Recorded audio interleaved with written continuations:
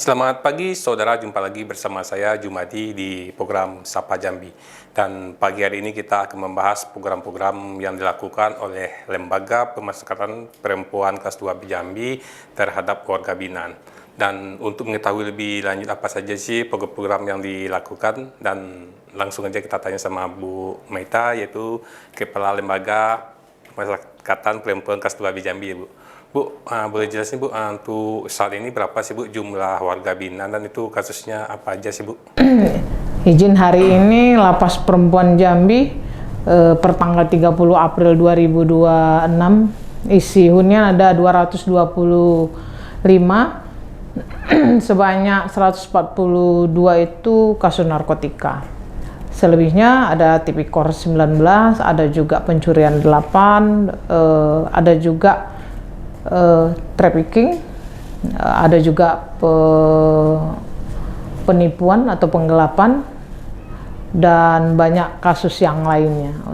Dan itu ternyata dari daerah mana aja tuh sih Bu? Kebanyakan sih Bu?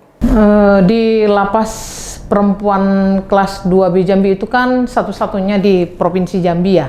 Jadi semua warga binaan itu rata-rata dari seluruh daerah ada Mas, sampai ke Kerinci, dari mulai Jambi sampai Kerinci. Tapi yang terbanyak ada di kota Jambi itu.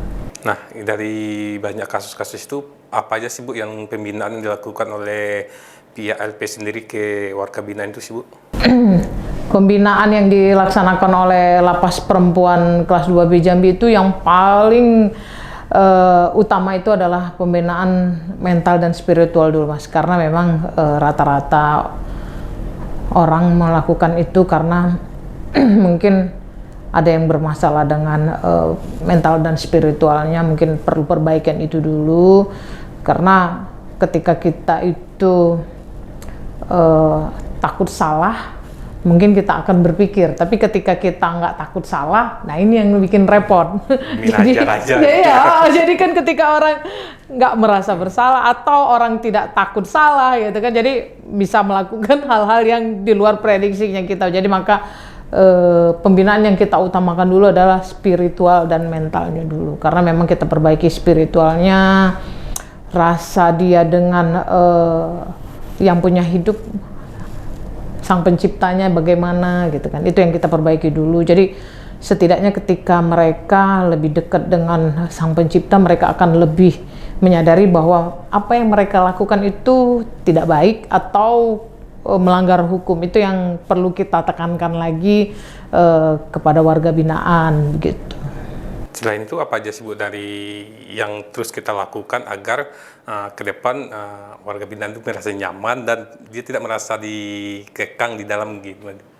Banyak sih, banyak pembinaan yang jelas. Yang pertama itu mental dan spiritual, terus kita juga ada kesadaran hukum. Mungkin dari warga binaan pemasyarakatan kita ini belum paham hukum itu seperti apa, terus apa yang sebaiknya tidak mereka lakukan gitu kan. Jadi ada pembinaan kesadaran hukum, ada juga pembinaan kesadaran berbangsa dan bernegara. Jadi dia harus tahu nih kewajiban dia sebagai seorang warga negara itu apa gitu kan. Nah, jadi itu yang kita lakukan, bentuknya macam-macam. Kalau untuk kesadaran berbangsa dan bernegara itu dari mulai kita upacara di tiap tanggal 17 tiap bulannya. Ada juga upacara hari-hari tertentu seperti hari kemerdekaan. Ada juga kalau kita ini ada baru-baru ini kita melakukan upacara peringatan Hari Kartini kayak gitu. Itu yang memang kita lakukan di Lapas Perempuan Jambi, karena memang dengan rasa memiliki yang kita lakukan ke mereka, jadi harapannya mereka itu bisa memahami tugas dia sebagai warga yang baik itu seperti apa. Itu yang memang perlu kita lakukan itu Bang.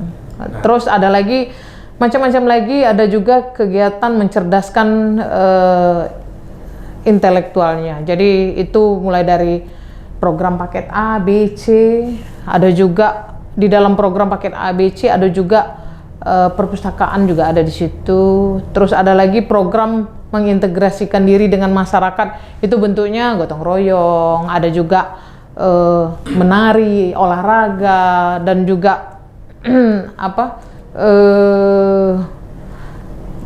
bekerja sama seperti kayak kegiatan yang kemarin bekerja dengan bekerja bakti atau gotong royong bareng-bareng dengan masyarakat yang ada di sekitar lapas. Itu juga kami lakukan karena memang lapas itu mempunyai tugas untuk mendekatkan narapidana itu dengan masyarakat, sehingga masyarakat juga paham apa yang dilakukan oleh warga binaan gitu. Itu ternyata masih banyak usia produktif semua ya? Banyak sekali. Bu, dan kita lihat juga di dalam itu juga banyak program-program yang dilakukan, kayak pelatihan itu apa aja sih Bu yang sudah diberikan ke warga binaan itu sih Bu? Kalau program pelatihan banyak Mas. Program pelatihan itu yang sudah dilakukan oleh Lapas Perempuan Jambi itu ada pelatihan batik, ada juga pelatihan tata boga, ada juga pelatihan kerajinan, ada juga pelatihan buat tas rajut. Jadi banyak pelatihan yang memang kita lakukan untuk warga binaan. Kenapa banyak? Karena setiap orang kan punya hobi beda-beda. Nah, jadi kita harus bisa mengembangkan bagaimana caranya itu warga binaan bisa berminat sesuai yang mereka inginkan gitu kan. Sesuai keinginan dia. Iya, sesuai keinginan dia. Jadi kalau misalnya kita paksakan orang yang senangnya bikin kue, kita bikinkan batik, kan nggak cocok. Dan hal itu membuat mungkin mereka tidak mengikutinya dengan maksimal. Itu yang kita khawatirkan kan, makanya kita tujukan yang spesifik mereka minatnya apa. Kebanyakan kan rata-rata minatnya ada juga yang diminatnya di tata boga, mulai dari makanan atau juga kue-kue. Ada juga yang berminatnya saya lebih suka ke batik Bu gitu kan. Atau saya juga lebih suka, saya sukanya ke salon Bu gitu kan. Ada juga saya lebih suka pertanian deh kayaknya. Kayaknya nanam-nanam lebih seru deh gitu kan. Jadi emang setiap orang beda-beda, apalagi 225 ada 225 juga pasti minat dan bakatnya ya. Bu, tapi obrolan kita cukup menarik, tapi tahan dulu Bu ya setelah jeda berikut. Ya, siap.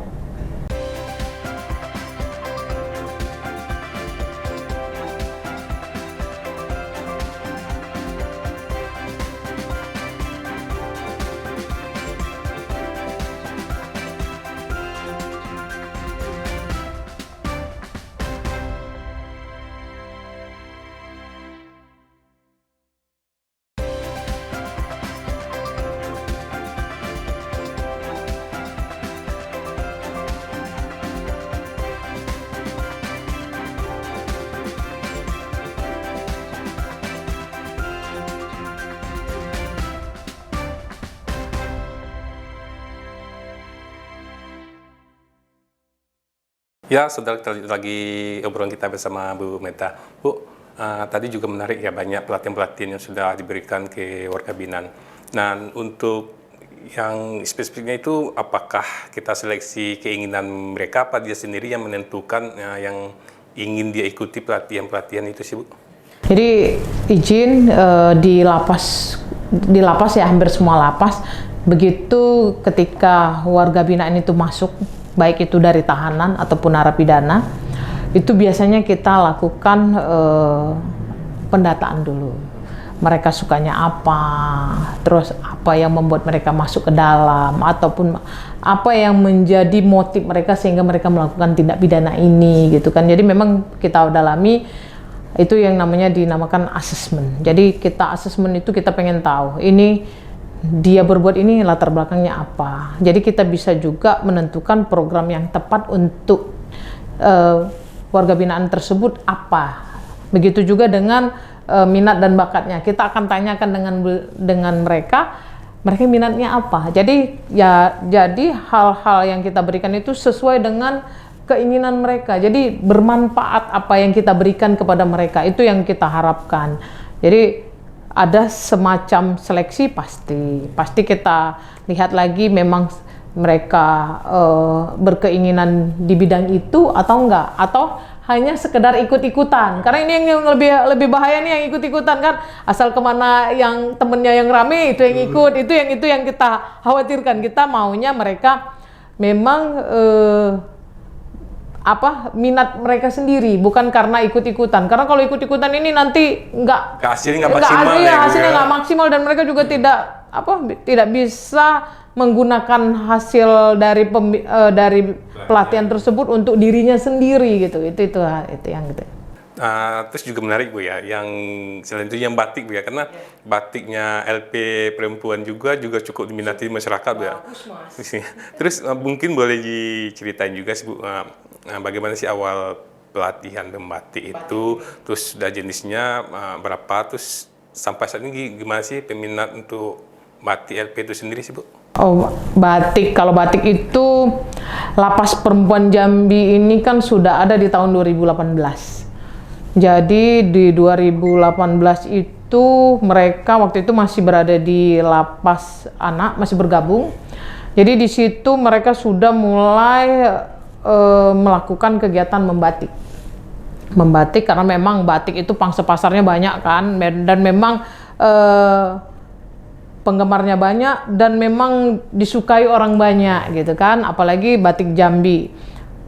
Waktu itu kita masih berdiri sendiri, kayak gimana pimpinan yang sebelumnya dia lakukan kerjasama dengan berbagai pihak, akhirnya dapatlah kerjasama dengan PT Pertamina Hulu Rokan 1. Jadi dengan adanya CSR dari PT Pertamina itu membuat pelatihan dan juga keterampilan batik ini semakin meningkat dari bulan ke bulan. Karena ya namanya kita CSR kan ada jelas ada target yang harus kita penuhi. Misalnya seberapa bisa mereka berkreasi, itu kan menjadi hal yang penting. Sampailah kondisi saat sekarang, alhamdulillah batik itu emang sudah bisa dipasarkan di pasar nasional. Jadi kan, dan alhamdulillahnya lagi kemarin PT Pertamina itu mendapatkan penghargaan dari luar, mungkin dari luar saya juga lupa apa namanya, tapi yang jelas salah satunya adalah batik ini Bu ya. Pelatihan batik di Lapas Perempuan Jambi yang disebut juga mereka Serikandi Perubahan. Jadi itu yang saya lihat kemarin karena saya ngelihat di beritanya bahwa memang unggulannya PT Pertamina Hulu Rokan 1 itu adalah batik Lapas Perempuan Jambi. Artinya batik itu sudah mulai dikenal oleh kancah internasional kalau melihat seperti itu, dan tidak menutup kemungkinan batik Jambi ini akan lebih lagi mendunia. Itu yang diharapkan dengan dukungan CSR dari PT Pertamina. Nah, untuk di batik di sini berapa sih warga binaan yang ikut melakukan itu sendiri sih Bu? Yang ikut kegiatan ini ada 10 sampai 15 orang Mas. Banyak Jadi juga, jadi mereka ada sendiri yang menggambar, ada sendiri yang pasang lilinnya, ada sendiri yang mencelupkannya ke pewarnaan, ada sendiri yang merebusnya lagi supaya warna itu bisa muncul. Jadi banyak warga binaan yang terlibat di dalam kegiatan tersebut. Ya, berarti setiap warga binaan itu punya tugas masing-masing. Punya tugas masing-masing ya, ya punya tugas masing-masing. Berarti selain warga binaan juga tugas LP juga banyak juga mesan batik itu juga. Iya. Jadi memang alhamdulillahnya memang kalau untuk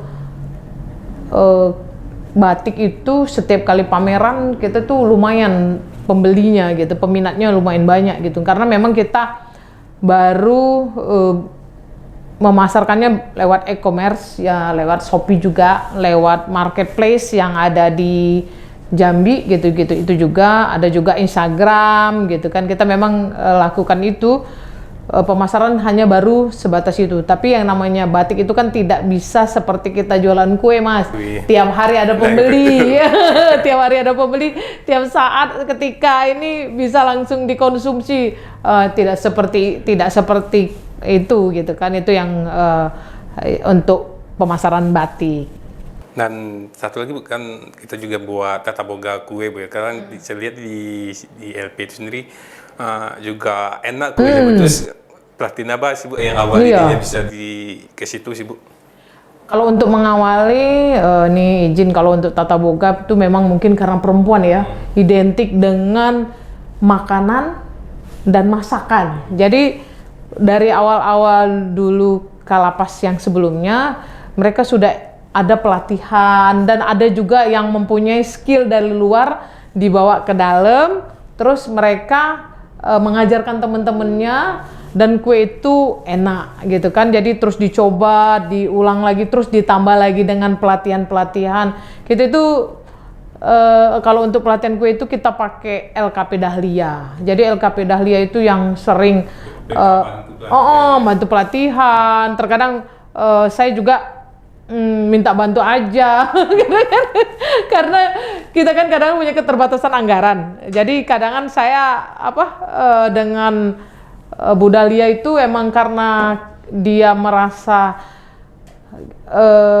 punya hubungan emosional dengan Lapas Perempuan Jambi, terkadang dia mau mengajarkan gitu kan, walaupun kita mungkin punya dana kadangan yang minim banget gitu kan, tapi memang beliau sangat membantu. Jadi dan alhamdulillah itulah yang membuat tata boga Lapas Perempuan Jambi itu makin berkembang saat ini. Bu, supaya ilmunya tidak hilang kan setelah ini kan keluar Ibu, otomatis kan baru masuk lagi. Namun tahan dulu Bu ya setelah jeda berikut, Bu. Iya.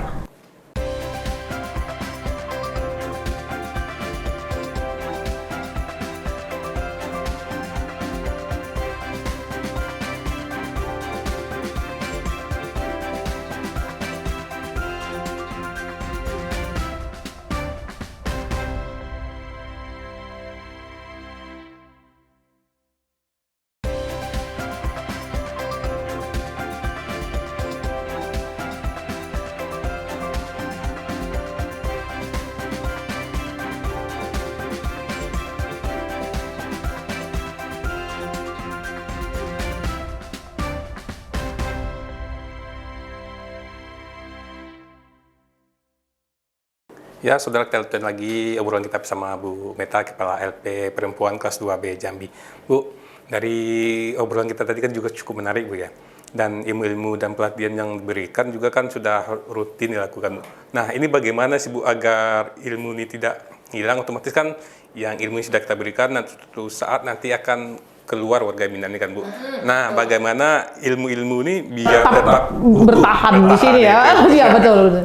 Jadi memang itu yang rata-rata lapas dimanapun rasakan. Tapi kalau di Lapas Perempuan Jambi ini, alhamdulillah ya Mas ya, karena memang kita itu sebelum narapidana itu bebas, kita sudah ada regenerasinya. Jadi tidak hilang begitu saja. Jadi kita nggak keteteran ketika yang sudah pinter itu pulang gitu kan. Jadi kita nggak keteteran karena kita sudah ada regenerasinya gitu kan. Itu yang sudah kita lakukan, dan petugas kita juga banyak juga yang bisa Mas untuk masakan ataupun kue-kue tadi. Berarti selain juga warga binaan, petugas di dalam itu juga sudah main juga. Sudah lumayan bisa gitu kan. Jadi suatu saat ini keluar, generasi sudah ada, ditambah lagi dari petugas, otomatis program-program dan pelatihan-pelatihan yang ada di dalam tetap utuh. Iya, siap utuh, tetap bisa memberikan yang terbaik dengan cita rasa yang sama. Menarik, Bu. Dan juga saya lihat di dalam juga ada fasilitas ini, Bu, ya, untuk komunikasi antara warga binaan dengan keluarga di ini tuh gimana sih untuk pelayanan? Ya. Jadi izin Lapas Perempuan Jambi itu mempunyai wartel suspas, ada 30 unit. Kenapa 30 unit? Biar tidak rebut-rebutan ya Mas. Nah, tidak rebut-rebutan. Kalau orang dikit-dikit, kalau kami banyak-banyak. Mungkin kalau sejambi kayaknya kita yang paling banyak karena memang perempuan itu berbeda dengan laki-laki. Dia kadang memang bercerita mungkin bisa sedikit melegakan ya Mas. Mungkin itu juga yang dia rasakan. Mereka juga kepengen bercerita atau juga kepengen tahu nih keadaan keluarganya hari ini bagaimana gitu kan, karena mereka di dalam punya keterbatasan untuk mau mengetahui hal-hal yang ada di luar sana. Jadi memang kita gunakan wartel Suspas yang kita buka mulai dari 8.30 sampai jam 16. Itu kadang 16.30 terkadang kita ada kegiatan jadi kita molor sampai 16.30 karena kita tutup hunian itu jam 17. Jadi semua aktivitas di jam 17 itu sudah kita selesaikan, kecuali kita punya kegiatan khusus, misalnya kita ada acara, kita kepingin bikin kue mungkin belum selesai, kita lembur tapi juga tidak lama gitu kan. Itu intinya itu, dan dalam pengawasan petugas. Jadi kalau untuk wartel memang sudah efektif untuk saat ini penggunaan wartel karena kita memang insya Allah kita bersih dari handphone Mas. Dari handphone, narkotika, kita sudah bersih dari itu semua. Mungkin dari sebelum saya sudah dilakukan itu, saya hanya tinggal melanjutkan dari kalapas-kalapas sebelumnya memang sudah menegakkan aturan itu dengan secara disiplin dan juga continue untuk terus menegakkan kedisiplinan agar tidak adanya handphone ataupun narkotika di dalam lapas. Jadi adanya wartel itu salah satu upayanya kita untuk mencegah hal-hal tersebut. Dan lagi di bawah juga HP itu yang ada cuman hanya satu Mas, hanya komandan jaga aja, itu digunakan untuk mengirim laporan kalau kegiatan apa-apa aja yang perlu dilaporkan di grup. Jadi hanya ada satu di komandan jaga. Jadi kalau untuk wartel memang mereka berantri, satu orang itu 15 menit. Satu orang itu 15 menit. Nanti kalau misalnya sudah selesai, nanti kalau ada lagi yang kosong, mereka boleh kembali lagi menelpon 15 menit. 15 menit sampai 30 menit ya Mas ya. Digilir digilir. Karena kalau lagi rame kan kita otomatis kan kita lihat situasinya lagi kan, 15-30 menit kayak gitu kan. Jadi itu yang kita aturkan. Jadi biar semuanya dapet. Karena kan orangnya rame kan, itu aja antri gitu kan. Biar jangan terjadi keributan dan juga pelanggaran akibat berebutan wartel kan kayak gitu. Itu memang yang kita jaga gitu kan. Dan alhamdulillah berjalan dengan baik, dan mereka bisa melepaskan kerinduan dengan keluarganya kah, dengan pasangannya kah, atau dengan anak-anaknya yang jauh gitu kan. Karena memang rata-rata di lapas perempuan Jambi ini kan agak jauh-jauh ya Mas ya. Yang paling deket mungkin yang tinggalnya di Sengeti gitu. Nah kan kalau yang lain kan kayak di kota Jambi kan 1 jam juga ke Jambi. Dan lagian mungkin mereka bisa melepas rindu. Berbeda antara kita ngobrol dengan di telepon dengan ngobrol kalau ketemu ya. Kayaknya kalau di telepon lebih asik kayaknya ya. Ya juga benar Ibu. Terus itu dibuka dari jam 8.30 setiap hari sampai Minggu atau di setiap hari sampai hari Minggu. Sampai hari Minggu Bu ya? Ya, hari Minggu. Dan itu tuh bukan sekedar telepon biasa, itu juga bisa video call. Video call. Kondisi keluarga juga bisa. Jadi bisa ngeliat kondisi keluarga, sakit atau gimana, atau sehat gitu kan. Jadi mereka nggak merasa ditutup-tutupi kan, karena bisa melihat langsung gitu kan kondisi keluarganya. Ini anakmu misalnya, ini ada. Jadi memang itu yang manfaatnya dari video call tadi. Istilahnya dia bisa jiwa juga tenang dalam juga melihat kondisi di rumah ya Bu. Iya, jadi kan mereka juga tenang menjalani pidana di dalam lapas ya. Namanya juga tidak ada orang Mas yang keingin masuk dalam lapas yang pasti. Mungkin banyak hal yang menyebabkan mereka menjadi terpidana. Kita juga nggak pernah tahu apa yang terjadi atau yang mereka apa yang mereka rasakan atau apa yang mereka lalui, kita nggak pernah tahu. Tapi yang jelas memang saat ini mereka mungkin sedang diuji sama Allah untuk menjalani pidana di lapas gitu kan. Nah, juga menarik, selain juga fasilitasnya pun juga di dalam juga dilatih juga ternyata ngaji juga Bu ya. Itu gimana itu Bu, untuk pelatihannya itu gimana sih Bu? Apa tuh? Untuk pelatihan ngaji dan kemarin ngaji juga dari dia nggak bisa ngaji iya, Bu ya. iya. Kalau untuk ngaji kita kan memang ada program tuh Mas, pagi-pagi tuh jadi sebelum nelpon mereka itu harus ngaji dulu. Ngaji dulu jadi ngaji itu dari jam 8 sampai jam 8.30. Jadi semuanya wajib ngaji dulu. Jadi yang nggak bisa ya belajar dulu, yang bisa memperbaiki bacaannya gitu kan. Karena kita memang ada dampingan kadang dari petugas, kalau terkadang juga dari Kemenak Provinsi Jambi ataupun Kemenak Kabupaten Muaro Jambi Mas. Ada juga dari Opsesi, kita juga bekerja sama dengan Opsesi sehingga untuk kegiatan kerohanian yang agama Islam kita bekerja sama dengan Opsesi, tapi kalau untuk yang Kristen kita bekerja sama dengan Nathanael ya, Yayasan Nathanael untuk kegiatan pembinaan kerohaniannya. Bu, sebenarnya banyak sih Bu yang mau kita tanya sih program-program dari LP di sini. Tapi di lain waktu nanti akan kita bahas juga ya Bu. Ya, bagaimana sih yang akan dilakukan oleh LP sendiri. Ya, siap. Ya saudara, itulah obrolan kita bersama Kepala LP Perempuan Kelas 2B Jambi. Namun waktu juga memisahkan, saksikan terus Kompas TV, independen, terpercaya.